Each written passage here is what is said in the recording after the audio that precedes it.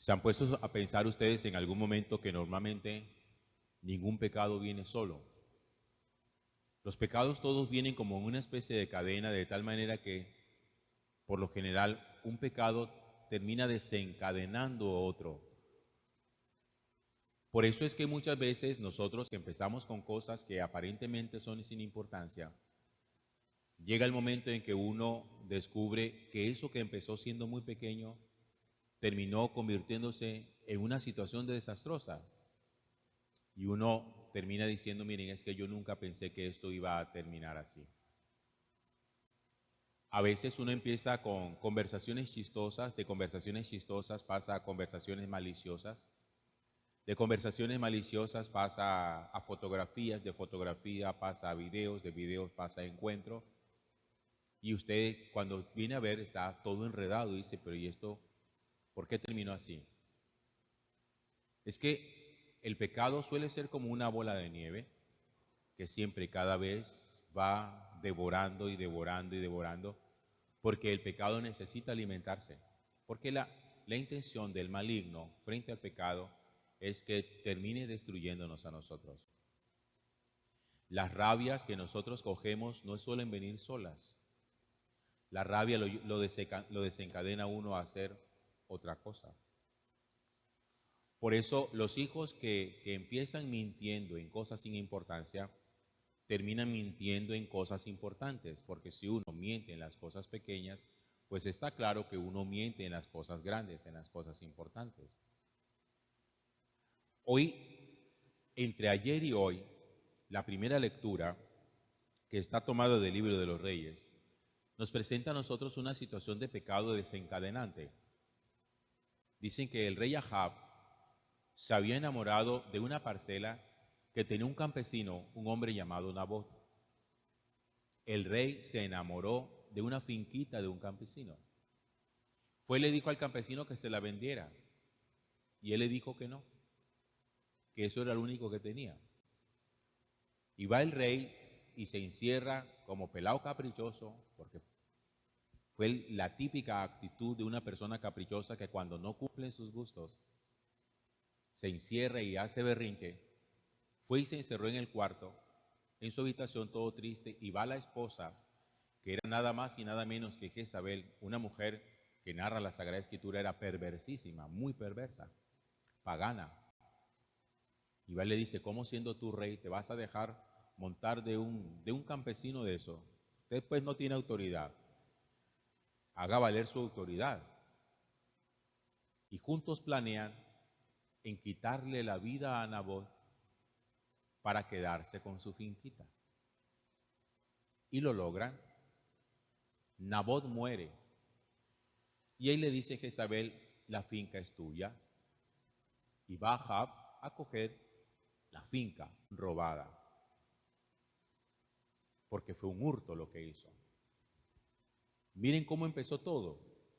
Un deseo que se convirtió en envidia. Una envidia que se convirtió en tristeza. Una tristeza que se convirtió en asesinato para convertirse en un robo. Fíjense cómo se fue desencadenando poco a poco una situación hasta llegar al punto en el que llegó.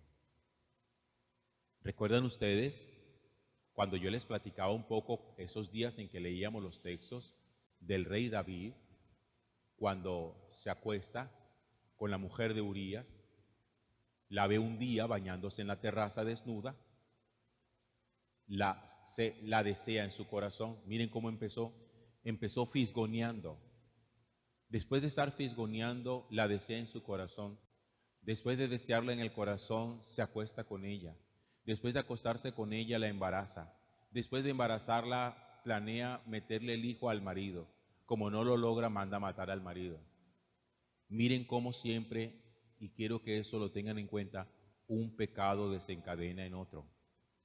Por eso uno no puede nunca minimizar la fuerza del pecado en la vida, diciendo, no, es que es una mentirita. Nosotros muchas veces le quitamos fuerza a las cosas diciendo, mentirita. Cuando usted minimiza las cosas, lo que le está diciendo con eso es que eso no vale la pena, que eso no tiene ninguna importancia. Pero resulta que todas las cosas siempre empiezan así, minimizadas. Empiezan como una mentirita. Y cuando viene uno a ver, está uno envuelto en una situación de pecado enorme. Por eso, después que Ahab logra deshacerse de Nabot, el Señor le manda a decir a Ahab por medio del profeta Elías. Miren cómo empieza el texto de hoy. Después que hubo muerto Nabot, la palabra del Señor llegó a Elías para decirle: levántate, ve al encuentro de Ahab, rey de Israel. Está en la viña de Nabot, claro, ya está en la finca que está estrenando, a donde ha bajado para tomar posesión de ella. Le vas a decir: así dice el Señor, has asesinado y pretendes tomar posesión de esta viña. Así te dice el Señor: en este mismo lugar donde los perros han lamido la sangre de Nabot, lamerán los perros también tu propia sangre. Pagarás tu enorme pecado, sangre con sangre. Y dice el texto bíblico: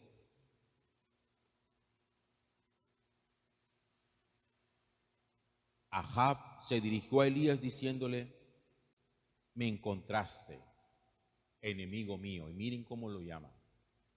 Ahab llama a Elías enemigo mío. Lo llama enemigo mío porque Elías va nada más y nada menos que al rey a decirle y a confrontarlo en la verdad. Cuando uno suele ser confrontado en la verdad, suele llamar enemigo a aquel que lo confronta con la verdad.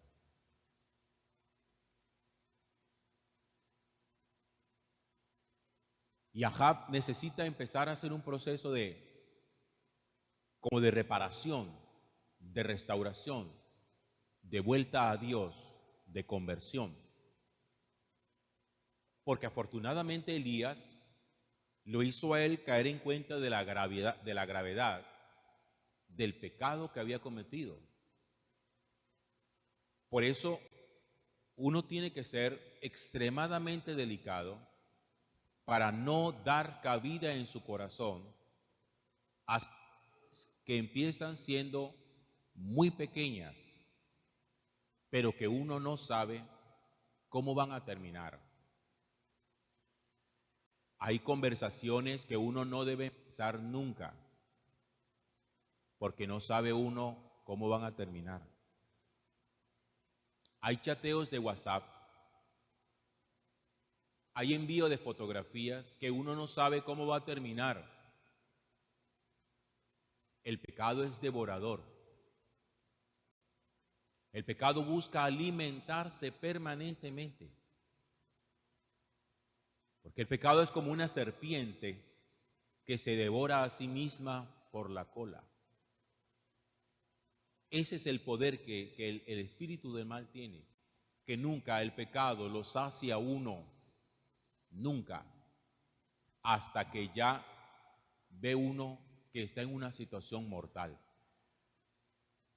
Por eso el maligno siempre le empieza diciendo a uno que lo que uno ha hecho no tiene importancia, minimiza la fuerza del mal. Y por eso nosotros nos justificamos diciendo: no, es que lo que pasó no tiene importancia, es una cosa pequeña. Por eso nosotros creemos que decir una mentira que no es en materia grave, de esas que llamamos mentiritas, no tiene importancia. Lo que uno no sabe es eso a dónde va a terminar. O cuando uno se queda con una monedita, uno dice: eso no tiene importancia. Igual, ¿qué son 500 pesos? Eso no es nada. Realmente el monto no es nada. Pero el asunto no es el monto. El asunto es qué empieza a pasar en el corazón cuando uno se da permiso para hacer cosas de esas. No, es que fue un besito nada más, no pasó más nada. Nada más fue un besito. No, fue que nada más le dije mi amor, pero de ahí no pasó más nada. No, que nada más fue esa fotico, la fotico. No es ni siquiera la foto, es la fotico. Eso no pasa nada. Y entonces, eso es lo que nosotros estamos convencidos, que no pasa nada y creemos que el maligno se va a quedar ahí. Esto es, valga el ejemplo, como un juego de ajedrez, donde el maligno, hasta que no vea al rey muerto, no va a dar por terminada la batalla. Y la intención del maligno siempre es que el rey, Cristo, en nuestro corazón, muera en el campo de batalla para hacerse él el rey. Principio tienen todas las cosas. Y al pecado mortal no se llega nunca sin haber empezado siendo un pecado venial. A los pecados graves no se llega nunca sin haber sucesivamente cometido pecados veniales. Es que el pecado mortal no aparece por arte de magia en la vida de una persona. El pecado mortal tiene un camino, hace un camino. Fíjense cómo empezó en Ahab. Enamorarse de una propiedad ajena. Como el que se enamora del trabajo del otro y busca la manera que lo saquen para que se lo den a él. Como el que se enamora del marido de otro, de mujer de otra, y quiere quedarse con esa persona. ¿Por qué creen ustedes que el Señor estableció en los mandamientos 2 de ellos que dicen: no desearás a la mujer de tu prójimo, al marido de tu prójimo, una, y otro que dice: no desear los bienes ajenos? Los sentimientos de envidia generan sentimientos de rivalidad. Los sentimientos de rivalidad generan odio y el odio genera muerte. Ponerse a desear uno lo que no es de uno engendra sentimientos de muerte. Eso es muy nocivo. Lo que no es de uno, no es de uno. Y uno nunca puede pretender quedarse con algo que no es de uno. No es suyo, no es suyo. No se meta con lo que no es suyo. Hay que aprender a respetar los bienes ajenos, las relaciones ajenas, la mujer de otro, el marido de otro. Uno tiene que estar siempre muy atento para no caer en ese tipo de juegos. Porque lo que ya está en relación, y como alguna vez se los dije, Dios no va a desbaratar aquella relación para que la arme usted. Dios no le da a ninguna mujer marido ajeno, ni a ningún varón le da mujer ajena. Dice que esta es la que el Señor me puso en el camino. No invente, no invente.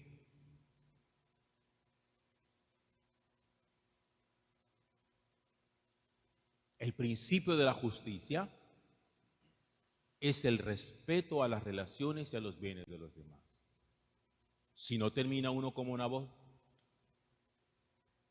Y ustedes saben que en nuestro país pasó muchas veces. Quienes se enamoraron de tierras de campesinos y se deshicieron de ellos para poderse hacer dueños de las tierras. Lo mismo de Nabot. Los poderosos enamorados de las finquitas de los que tienen poco, simplemente porque un día dijo: yo quiero esto, y si tú no me lo vendes, te lo quito como sea. Gloria al Padre, y al Hijo, y al Espíritu Santo. Como era en un principio, ahora y siempre, por los siglos de los siglos. Amén.